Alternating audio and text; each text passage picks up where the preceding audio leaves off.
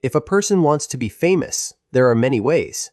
For example, they can become an internet celebrity, a movie star, a scientist, or an athlete. In today's society, if you have a special skill and work hard, you might reach the top of your field. When that happens, fame and attention will find you naturally. But some people prefer to get attention in unusual ways. If their goal is positive, the public is happy to accept them. But if their goal is strange and they break laws and disrupt social order, they might be seen as crazy. Today, we'll share a story about someone looking for a sense of purpose. Can you guess why this person chose such extreme ways to get attention? Neil Horan, originally Cornelius Horan, was born on April 22, 1947 into a large family in County Kerry, Ireland.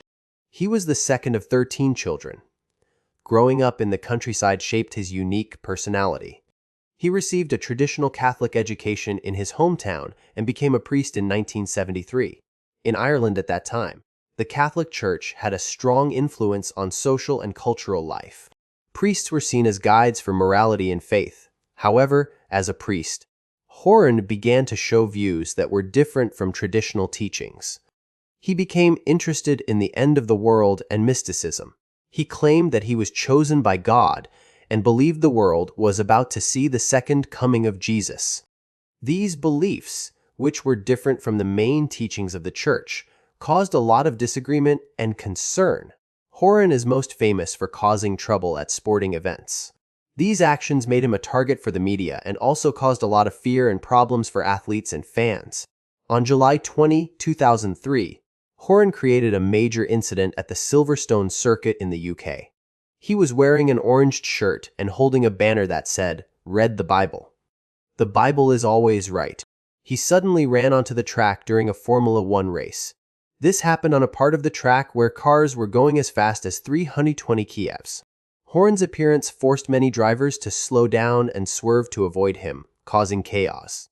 A safety car had to be sent out to protect the drivers. Track officials eventually dragged Horan off the track, and he was arrested. He was found guilty of trespass and sentenced to 2 months in prison.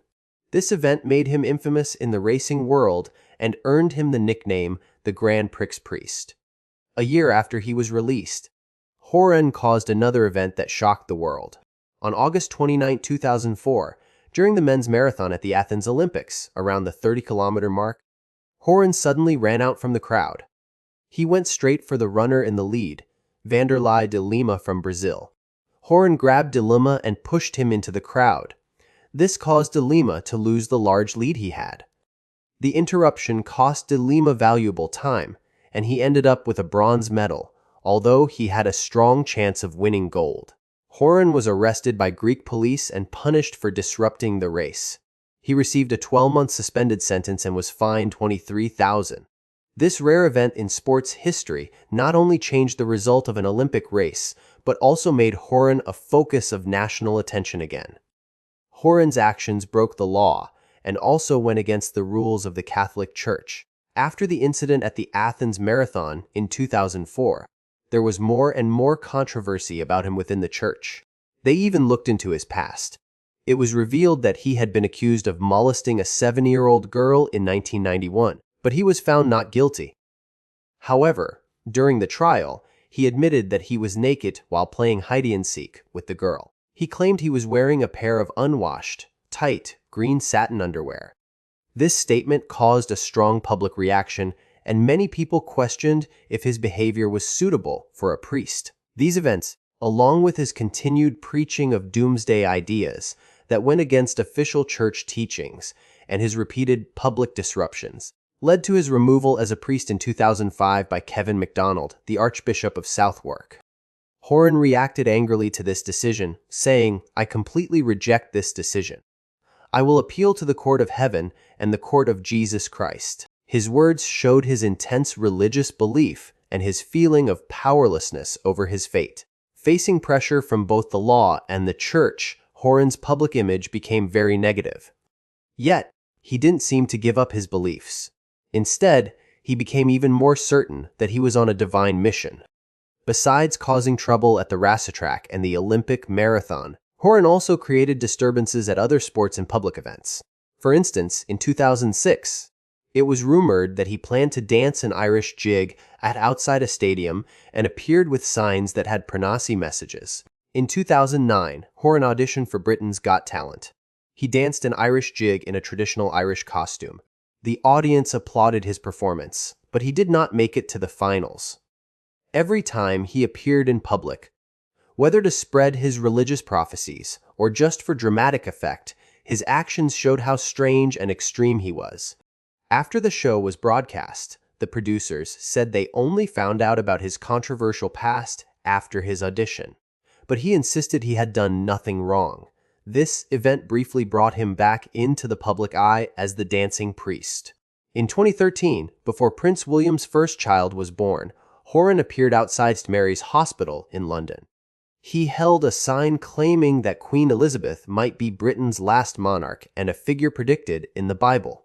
He also handed out business cards that said Neil Horan, Irish dancer from Britain's Got Talent. I perform at weddings. My mission is to help the world prepare for the second coming of Christ. Horan's other public appearances included supporting the entertainer Rolf Harris outside a court in 2017, who was accused of sexual assault. He held a sign that read, "Britain is a Christian country. It should have a Christian prime minister, not a Hindu." Horan's life and actions made him a figure who was both well-known and made fun of. Over the years, he got many nicknames, from the Formula One Priest to the Dancing Priest and the Armageddon Priest. When his actions were reported in the media, the tone was often a mix of mocking and sympathy, making him a controversial cultural symbol. The public had mixed feelings about Horan. Some thought he needed psychological help and that his actions were a sign of mental health problems. Others saw him as a performer who used extreme behavior to get media attention. A small number of people supported his religious ideas, though this was not common in mainstream society. Some psychologists suggest his behavior might come from a need for attention or an extreme obsession with his religious beliefs. The fact that he kept disrupting major events, even when facing legal trouble, suggests he might have a compulsive need to express himself. After facing legal punishments, church discipline, and media attention, Horan's life became even more strange. His appearances, from live performances at festivals to brief moments on TV shows, were all ways for him to get public attention again. Looking at Horan's words and actions, we see a very complex person. On one hand, he truly believed he had a mission to share prophecies about the end of the world and to save people. On the other hand, he constantly caused chaos and trouble, as if he was trying to find a sense of purpose and attention through extreme behavior. This conflict makes Horan's story both tragic and strangely funny. As of 2025, Horan is still living in London, even though he has been removed from the priesthood and has legal restrictions.